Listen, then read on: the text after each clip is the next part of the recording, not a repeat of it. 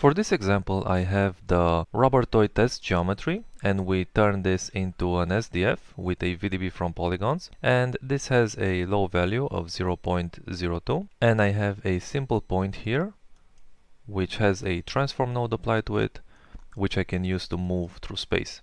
So if I were to preview all of these nodes and step inside a side view, and let's template this rubber geometry, we can see that this blue grid is the SDF volume for this rubber geometry.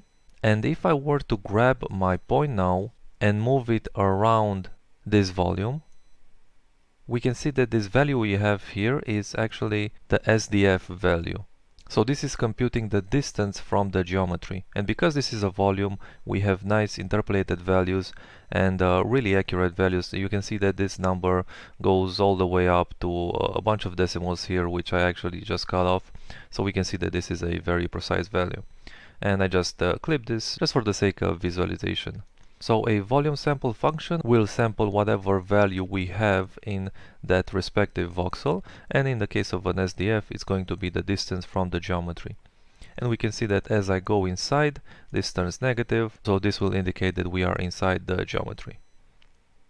And what a volume gradient will do is it will give me a vector that points into the direction of increasing values. So if I were to turn on my visualization, I computed this vector with a volume gradient, and we can see that this is the vector that we get. So it's simply a vector that goes in the direction of the increasing value, in this case the SDF. And if I were to go inside, so maybe over here the point is closest on this side, and the values increase in this direction, and if I were to switch sides, now it will point in this direction since it's closest to this surface on the bottom now. So here in this attribute VOP is where I compute this volume gradient, and I can go inside and we can simply see that this is just a simple volume gradient file which points to my second input, which will be this VDB, and the first input is just my point. So we want to sample it from the position of the point, and we want to look at our second geometry. Now, this volume gradient vector is only useful to us really in its normalized form.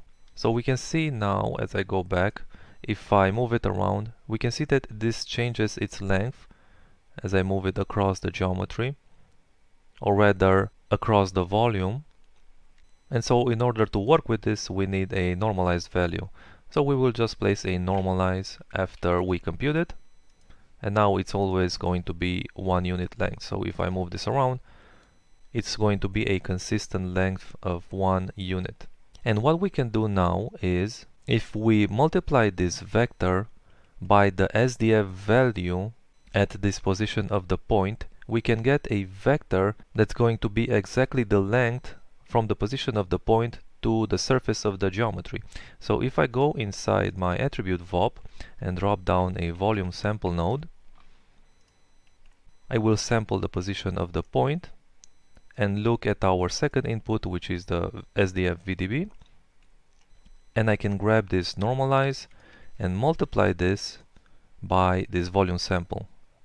So we can see that if I were to go to my visualization and edit this direction vector, I will set the style to be vector trail, so now it will point in the other way. So this will sort of reverse the direction of the vector as far as visualizing goes. So if I go back up now, we can see that as I move this point around, we will have now a vector that points exactly to the surface of the geometry. So no matter where I move this point, now we have the vector that goes exactly to the surface.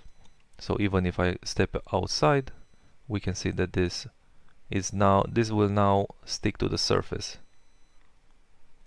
And it's important that your VDB has enough exterior voxels to work with.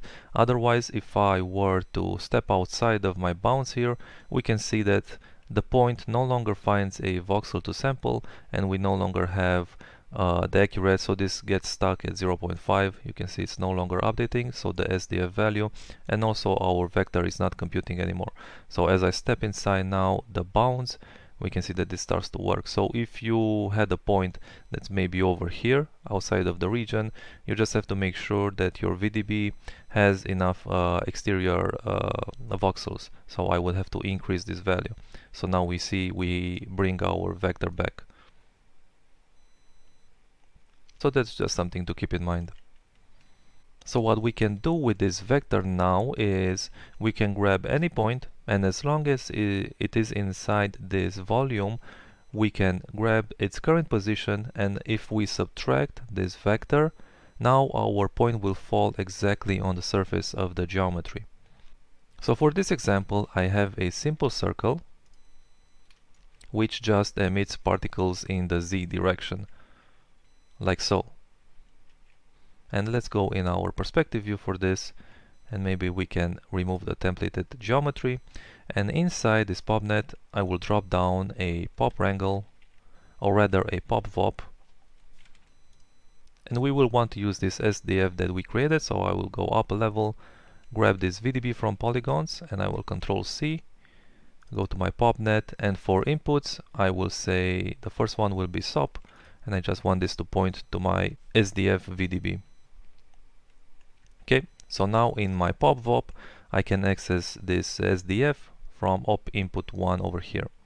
Alright, let's do the same thing that we did earlier, and I will drop down a volume sample, and I will sample the current position of the points, and let's point this to our VDB, which is op input 1. Okay, so this will be our SDF value, and we can actually just name this SDF value, and I will drop down a volume gradient, and the same thing here, we will point to our SDF and sample it from the position of the point, and we will just simply name this to gradient vector. And again, we will want to normalize this,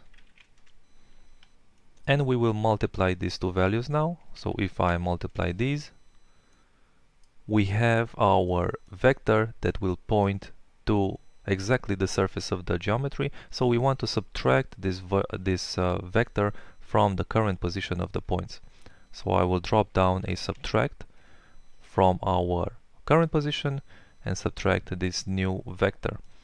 And then I will want to update the position for each point. So now we can see that they all jumped to the surface of the geometry, and if I play the simulation, now our particles stick nicely to the geometry. And I'll just increase the point size maybe a bit to visualize this better. So like I mentioned earlier, it's important that these points are inside the bounds of your volume. So for example, let's template our voxels, and if I were to make this a little bit smaller and maybe make our circle step outside of these bounds, we can see now the result that this gives us is it will only affect the particles once it recognizes a voxel of the volume. So it gives us this weird result where they are only going to stick to the surface when they are inside the bounds of the volume. So that's just something to be mindful of. And let's maybe just increase this back.